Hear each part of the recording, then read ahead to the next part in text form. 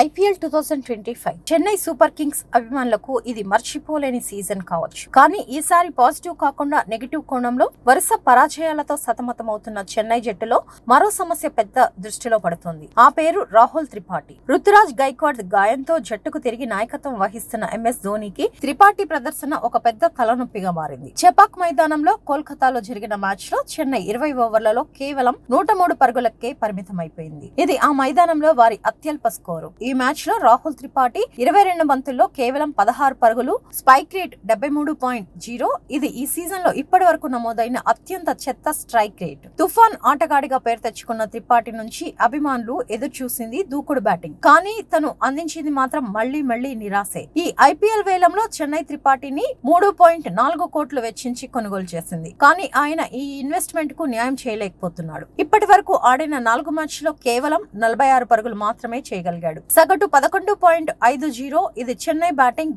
Lineup లో deep problem చూపిస్తున్న సూచనలలో ఒకటి. ఇక వరుసగా స్ట్రైక్ రేట్ పరంగా అత్యల్ప రికార్డులు చూసుకుంటే నితీష్ రెడ్డి 91, విరాట్ కోహ్లీ 103, సూర్యకుమార్ యాదవ్ 108. ఇప్పుడు వీరిని దాటేసి త్రిపాఠి అగ్రస్థానానికి చేరుకున్నాడు చెత్త స్ట్రైక్ రేట్ విషయంలో. కెప్టెన్ ధోని ముందున్న సమస్యలు ఇలాంటివే. జట్టులో కీలక ఆటగాళ్లు ఫెయిల్యూర్, బ్యాటింగ్ లో ధైర్యం లేకపోవడం, ఇవన్నీ 3వ వారానికి వచ్చేలాగా ప్లే ఆఫ్స్ హోప్స్ కే గండి పడతాయేమో.